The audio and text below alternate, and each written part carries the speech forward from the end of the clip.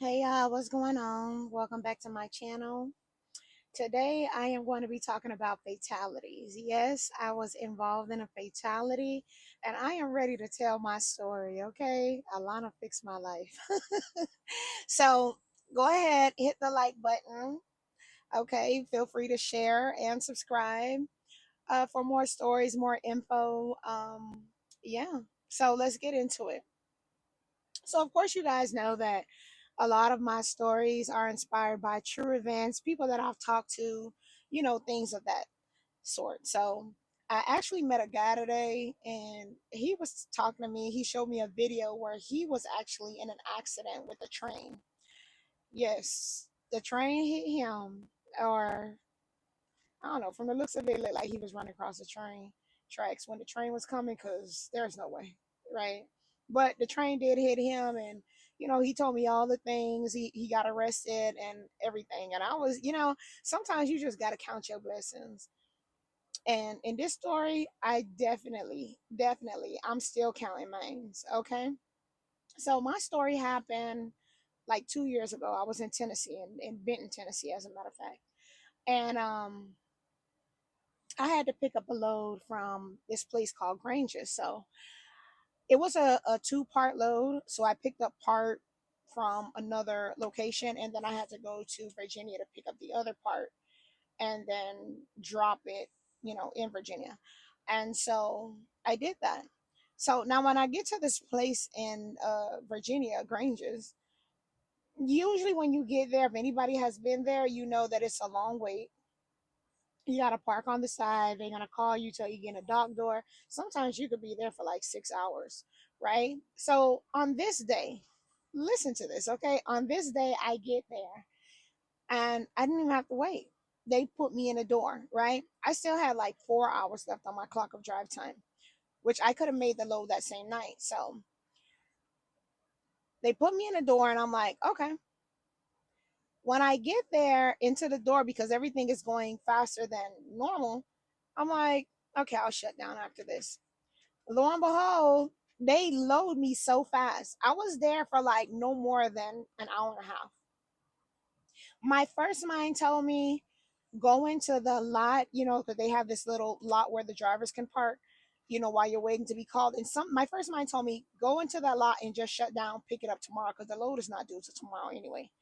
But I mean, most drivers like myself believe the faster you drop the load, the faster you could get another one. So I went with my second mind. I was like, you know what? I got 4 hours. This load is heavy as hell. I'm in Virginia, so I'm gonna just go ahead and get it out of the way. And I started driving.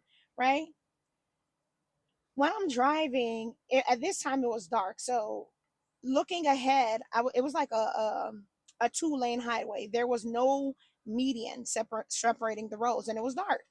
So looking ahead, I can see this car. You see the headlights. It's like swerving out of control. There was like partial guardrails on the side, but there wasn't even enough room for you to pull over like an emergency lane. So, it's just a thin road. You're going to the main highway. So I'm just driving and I see this car like way far up ahead, like swerving, and it's like swerving wide. It's like in my lane, back in their lane, my lane, back in their lane. So I'm like, I start slowing down. And when I start slowing down, I pull my air horn like, maybe they dropped something and they're trying to get it. Maybe they don't fell asleep. Who knows? But whatever it is, I'm trying to get their attention. Like, hey, yo, listen, like you're like swerving in the road. So when I blow the horn, it's like, I don't know, they come in my lane now and they're driving head on towards me. Right? So I'm like, oh shit. In my mind, the first thing is like, I'm like, oh my God, I'm gonna die. I'm gonna die. This is like it because the load is so heavy, you don't have enough room to like, bob and weave. And the road is not even that wide for you to bob and weave.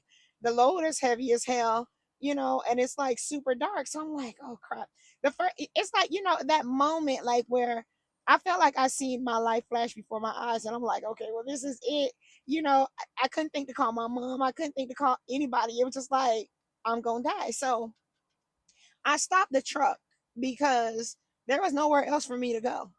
So I just stopped the truck, and you can see Like the car is just like coming head on, like full blast, not 35 miles an hour, 45 miles an hour. They're like, it looks like they're putting pedal to the metal coming towards me. So I put the truck in park, and I'm like panicking, like, oh my God, but it was so quick. And it's like, I'm small, I'm only 5'2", so I had to like lean up a little bit to look, when the car was coming close. And I'm telling you the truth, I seen everything. Like when the car hit, I seen the light when it came so close, the light, everything.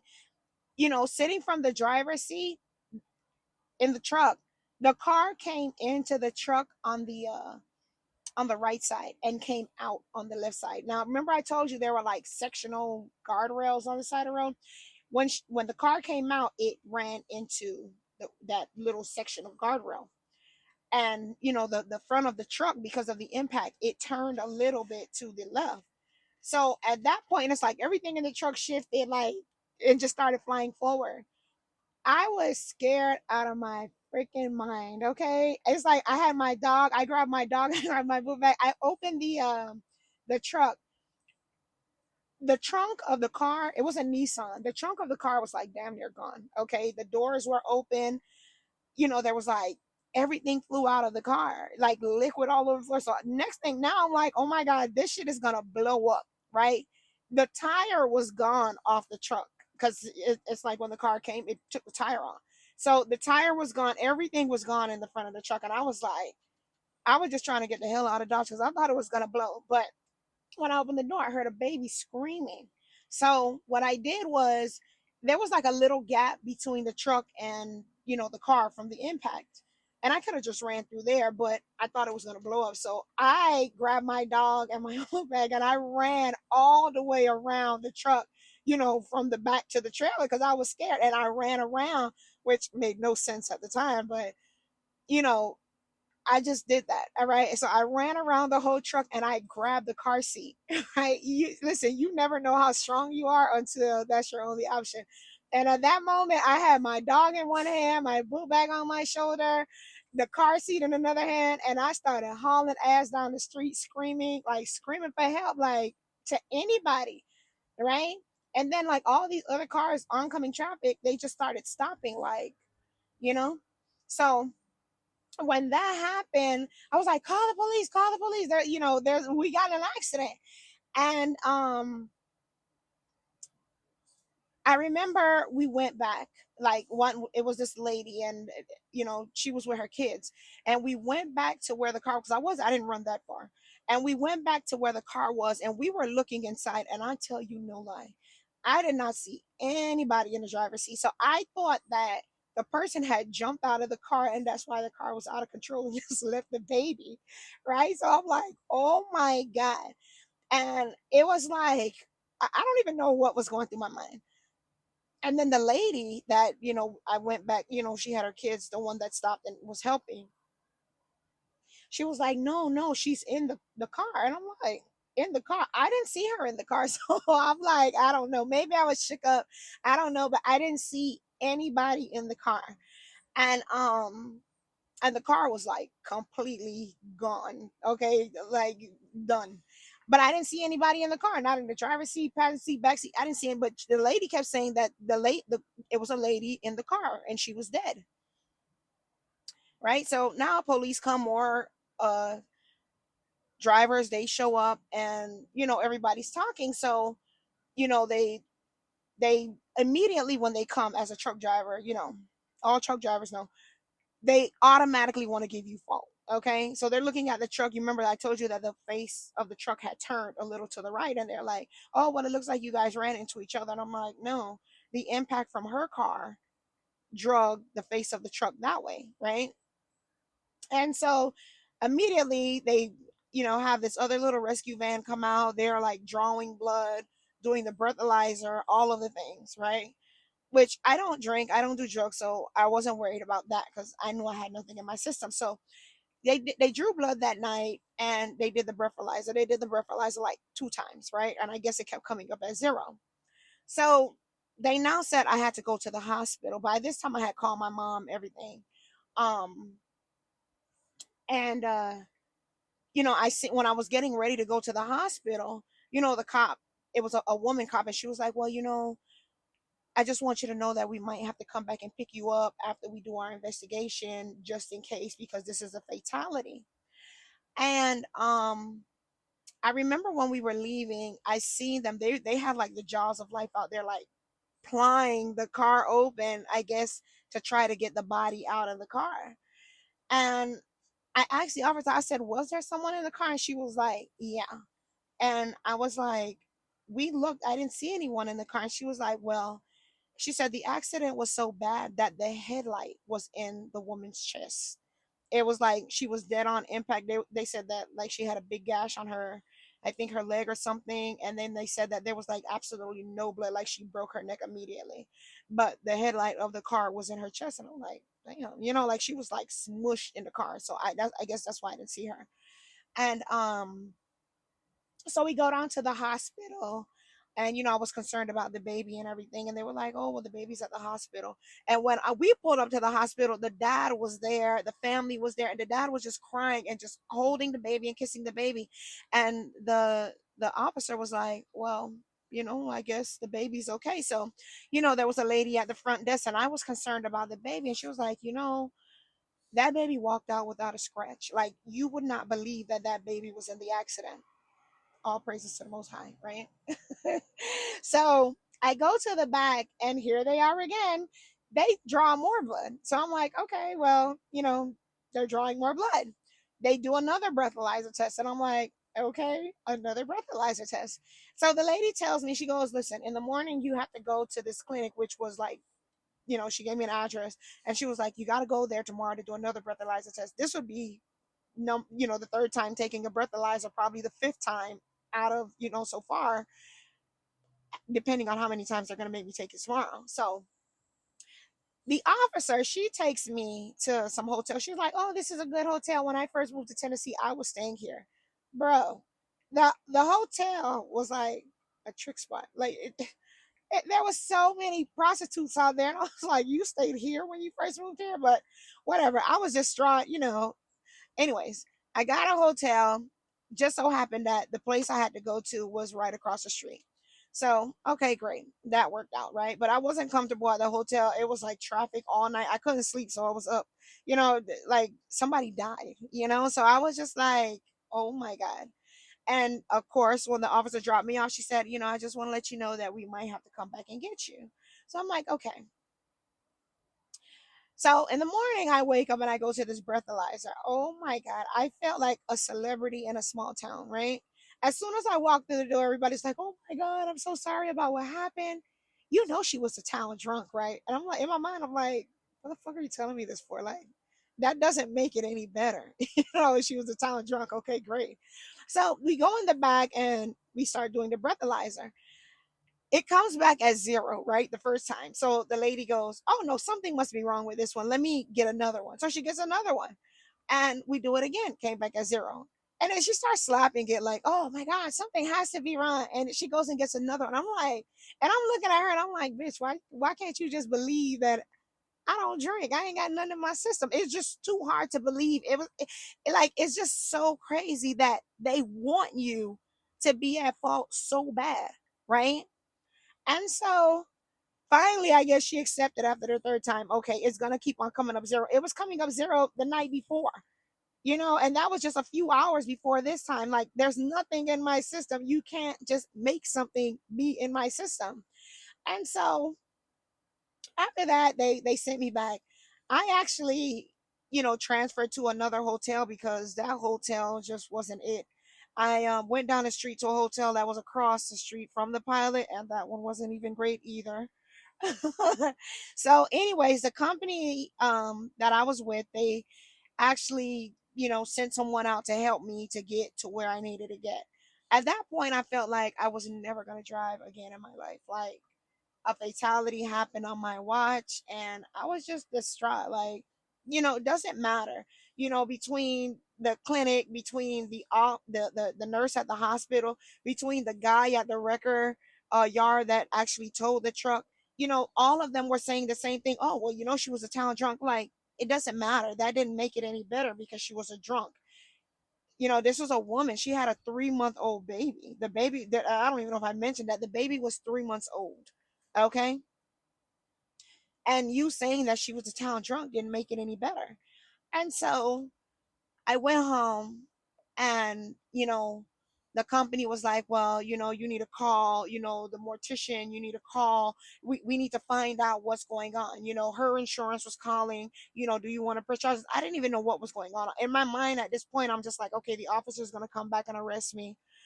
Because they're so busy trying to make it my fault. I ended up getting the police report, how they wrote it up. They were like, oh, yeah, they ran into each other. And I'm like, no, we didn't run into each other. And to make it even worse, I didn't even mention this part. The cameras in the truck were not working at the time of the accident. The whole time I thought my cameras was on. And when we tried to get the footage from the cameras in the truck, it was not on. So there it was my word against hers, right? And so now the police are writing their statement, as they do, to try to make it seem like it's the truck driver's fault, right? So now I'm calling, the company's calling, we're trying to get the toxicology report, to see, you know everything that we can see to try to prove, my story, because I didn't know that the lady was drunk. Everybody kept saying that she was drunk, but the point was, number one, I didn't know it was a woman. Number two, I didn't even know someone was still in the car. And number three, like, the whole situation was just crazy. Okay. uh Not to mention, because I skipped over a few parts. When I did go to the hospital, one of the nurses was talking to me, and she was like, oh, she was going through postpartum depression. I don't know what that is because I don't have kids. But she was saying that it's like, everybody, I guess it was a small town and everybody knew everybody. So everybody was just like having their theory to the story. She just had this baby. That's how I knew the baby was 3 months. And her guy was it was on Valentine's Day. This happened on Valentine's Day 2 years ago, right? I'm working. Of course, I didn't have a Valentine, but you just had a baby. I would assume that you would be home with your baby's father, but I guess not. So anyways, back to the story. We're waiting on the toxicology report. We're trying to get, whatever reports we can get. Um and I decided I was gonna go back to work. It's like, I prayed about it, I cried about it, I fasted about it, and when I came to, I was so mad that that happened, and I just said to myself, I said, you know what? Whatever was supposed to happen was going to happen. This lady, she set out for this to happen. Um, and maybe God used me as a vessel. Because like I said, when I got to Grange's, usually you're there for a long time. I wasn't. I got loaded fast. I could have stayed. I still had time on my clock. And my first mind told me to stop, and I went with my second mind. And maybe that was God putting me in that situation. Because when she hit me, it felt like I hit a pothole, you know? But what if she would have just ran off a cliff? What if she would have ran into somebody else that had a family in a car? And nothing happened to me. I was okay. The baby was okay. And whatever it was that she set out to do, unfortunately, she got what she wanted. I'm not saying that I would have liked to see that happen or that's good for her, whatever the situation. No, people go through things, and I don't know what postpartum depression is.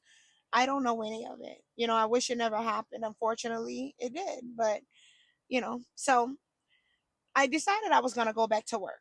I went back to work. Of course, I had PTSD. I still have PTSD now. I tried to stay off those type of highways. And if I do end up on those highways, I'm driving like super slow, which doesn't prevent the problem because, again, if you have a driver like what she was, then you're going to face the situation.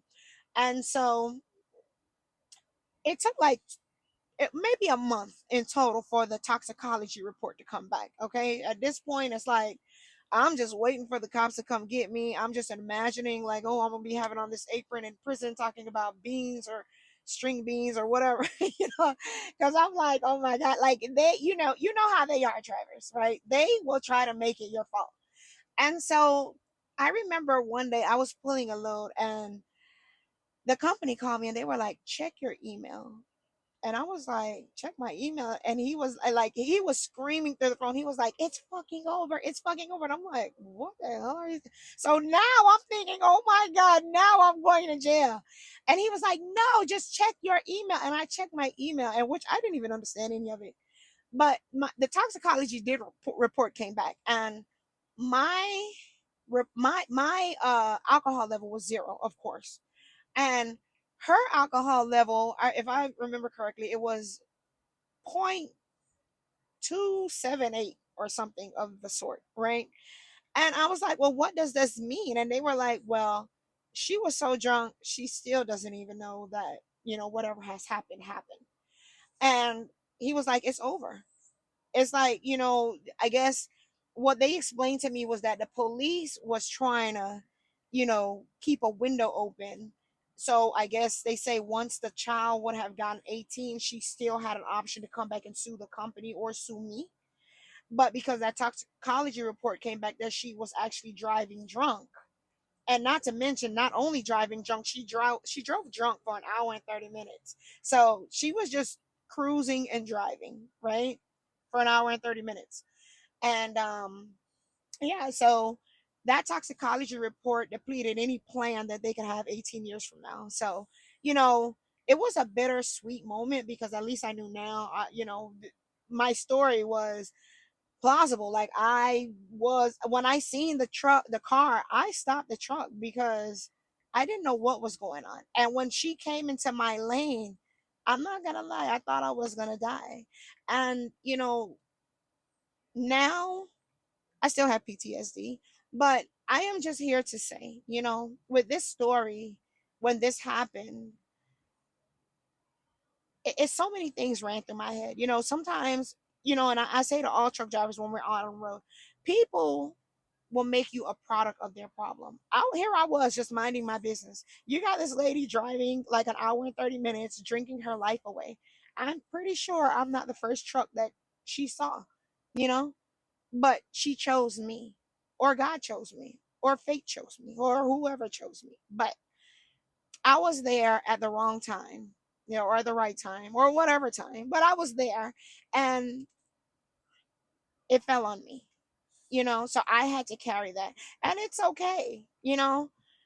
But I just want to say that when we're out here driving, we're not only driving for ourselves. We might think we're a safe driver, somebody else might not be. You know, people go through things. You don't even be knowing who you be driving next to, behind, in front of. You don't be knowing. And so that was my experience. And I just thank God that that baby was okay. It was just a miracle, because if you would have seen the crash, it was like, how in the hell? Like, even when I grabbed the car seat, I remember, like, that baby didn't even have a scratch. She was just sitting there screaming her life away. You would have thought that God just removed her from the accident and placed her back down on the back seat when, you know, the accident happened. And I was just so glad that her dad was just there to get her. But, in the interim, all the things that they were saying, it didn't make me feel better. When I remember when I had to go to the rec yard, to see the truck, because I had to get my things out of the truck. And the car was there. Whatever was left of it, like the back doors were gone, the trunk was gone. It was like the size of a smart car, at that point. And it was a very crazy situation, but I'm here. And I just pray that it doesn't happen again. I pray it doesn't happen to anybody, because I wouldn't wish that on anybody. But this is life. This is real. Like, it's nobody is safe. No matter if you think that you're alert, no matter if you think that you're not. You see truck drivers that get in accidents all the time. Look at the one that just killed, these 5 people in Texas. That's not my segment of the story. I wasn't drinking or doing any of the things, but the point is, we have to drive for each other. We have to be alert, because we could become a product of somebody's problem at any given time. And that's exactly what happened to me. But I'm here. That toxicology report said I was the devil a liar, because I wasn't going to jail. I wasn't going to be serving any string beans with a hairnet on. And so yeah, I'm here. And yeah, I did get back in the truck. But this time I have more faith than I think I had last time.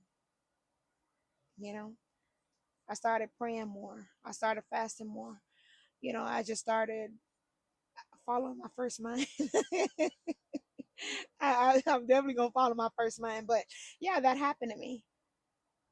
It did. So yeah.